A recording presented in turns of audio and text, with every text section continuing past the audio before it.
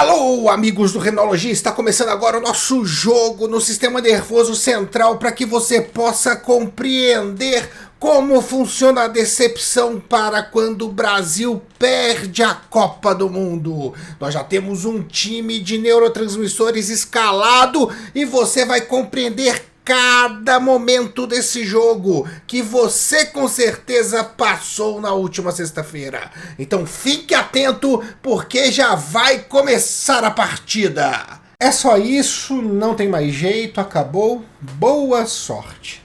Essa música, ela até que reflete bastante tudo que aconteceu na sexta-feira com o jogo do Brasil e Croácia, com a nossa eliminação da Copa do Mundo, naquela disputa de pênaltis que foi bem difícil para o Brasil, não para a Croácia, e aí não tem jeito, né? A gente acaba transformando toda a nossa ansiedade, toda aquela expectativa do Hexa em uma grande decepção.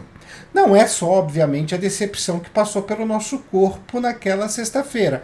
Muita coisa aconteceu. E, afinal de contas, a gente ainda teve um complemento, que foi ver a Argentina se classificar para a semifinal minutos depois da gente ter sido derrotado nos pênaltis. Para mim, que sou um jogador de Call of Duty, doeu um pouquinho mais, porque os argentinos estavam no lobby um tanto quanto exaltados. Mas tudo bem, não é o que eu vim discutir aqui hoje e também não vim discutir futebol. Afinal de contas, eu gosto de futebol, gosto de assistir futebol, mas não tenho uma capacidade tão grande para discuti-lo dessa forma. Nem também devo discutir se a gente deve ou não torcer para o Brasil, essas questões filosóficas, políticas, porque também não cabe aqui no canal. O que eu vim trazer para vocês hoje é uma questão fisiológica. Em um momento de uma decepção como aconteceu na sexta-feira, como o nosso cérebro reage, o que acontece no nosso cérebro, como os neurotransmissores são liberados. Afinal de contas, se a gente olhar por esse foco da biologia, uma derrota como a do Brasil na sexta-feira, sobra para nós uma situação muito clara. Alguém tem que explicar.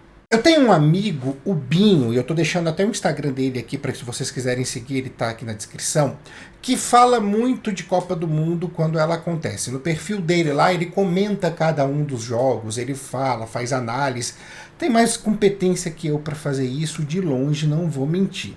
Mas o que eu quero dizer, trazendo o Binho aqui na discussão, é justamente a alegria que ele tem quando chega a essa época. O prazer que ele tem em acompanhar os jogos, de fazer previsões, de fazer análises, de olhar para as zebras, de pegar as histórias que estão por trás da Copa. Eu sou muito assim com Copa e com Olimpíadas, desde criança. Eu e meu irmão, a gente ficava super empolgado para ver todos os jogos, todas as competições possíveis e imaginárias, e isso se perpetuou, se manteve na minha vida. É algo que realmente me dá prazer. Toda vez que chega essa época de Olimpíadas e de Copa do Mundo, eu gosto tanto de acompanhar, eu gosto tanto de ver as coisas que estão acontecendo, que o meu cérebro ele é lotado de dopamina e de serotonina, dois neurotransmissores que são muito responsáveis pelo prazer e pela sensação de bem-estar. E esses dois neurotransmissores, eles acabam permanecendo a maior parte da competição até o final dela no meu cérebro, porque eu realmente gosto bastante de acompanhar. Mesmo quando o Brasil é eliminado, ainda existe o prazer de ver os jogos, de torcer por alguma história, por uma seleção, vai Marrocos e por aí vai, porque eu acredito que isso é bastante gostoso, é interessante, é algo que realmente faz parte da minha vida. Então meu sistema nervoso central nessa época já sabe que vai receber cargas muito boas de prazer e bem-estar. Mas na sexta-feira a coisa não funcionou bem assim. O jogo não trouxe tanta serotonina e dopamina para mim, não.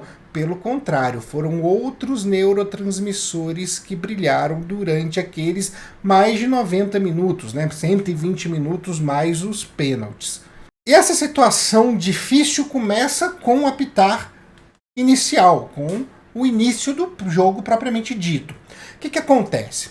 A gente está lá todo esperançoso, todo feliz de estar nas quartas de final, porém o gol não sai, a Croácia não é um time fácil, é É uma seleção que joga bem, que deixa a gente nervoso pela retranca que ela se propõe a fazer.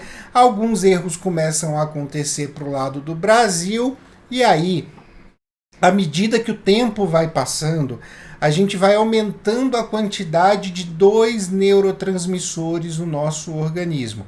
Eu estou falando da adrenalina e estou falando também da noradrenalina. Esses dois neurotransmissores são responsáveis pelo nosso estresse, pelo nosso sentido de alerta e muitas vezes por uma situação que parece que a gente está lá no meio do campo, que a gente vai entrar na batalha, que a gente vai lutar contra o time da Croácia. E aí é claro que isso reverbera. A gente tem o aumento da nossa pressão arterial, o aumento da frequência cardíaca e a gente tem também uma boa quebra de glicogênio para aumentar os níveis de glicemia na nossa circulação. Aí você fica pensando, peraí, Thiago, eu não preciso da insulina para fazer a glicose entrar na célula para gerar energia. Se eu estou simplesmente aumentando a glicemia, eu estou fazendo com que a glicose saia da célula. Mas existe um segredinho muito importante no nosso organismo que você precisa conhecer.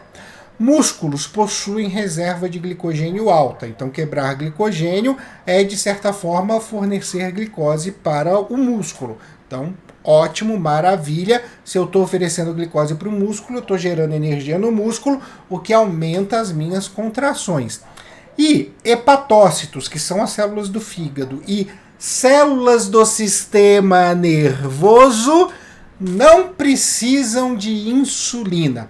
Então, se eu aumento a quantidade de glicose no sangue, ao mesmo tempo que eu aumento a minha frequência cardíaca, eu circulo o sangue mais rápido, eu estou fornecendo mais glicose para as células do sistema nervoso e eles sim estão gerando muita energia. Afinal de contas, eu preciso dessa energia para o momento de tensão que eu estou vivendo. O tempo passa, o 0-0 persiste e aí o juiz apita o fim do jogo. 90 minutos corridos e nada da Croácia ou do Brasil fazer gol. Nesse momento, as suas suprarrenais já estão produzindo também uma grande quantidade de um hormônio conhecido como cortisol, que é o hormônio do estresse. E além de dar mais vazão para adrenalina e para noradrenalina, o cortisol ele inibe a produção de serotonina. Esquece, meu amigo, bem-estar nesse momento você não vai ter. A prorrogação começa, a tensão aumenta, você já está no ápice dessa tensão, mas chega o momento do respiro. O Neymar resolve deixar de segurar a bola, tocar a bola entre os companheiros e olha só, é gol do Brasil. É nessa hora que a serotonina e a dopamina olham pro resto e falam assim, danem-se vocês, a gente vai entrar em campo. Teu cérebro é inundado por elas, você grita, você vibra, você pula, você chora de emoção, você chora de alegria, você fala, nossa, tá vindo aqui, é o Hexa se manifesta na sua frente, você já se sente sim tocando a taça, tocando a Copa do Mundo, é uma invasão de felicidade, é uma invasão, o bem-estar chegou, o bem-estar venceu, olha que coisa linda, vai, acabou o primeiro tempo da prorrogação, chegou o segundo tempo da prorrogação, é só manter, é só segurar que o Hexa vem, ele vem, eu confio que o Hexa vem, mas faltam 5 minutos para acabar o jogo.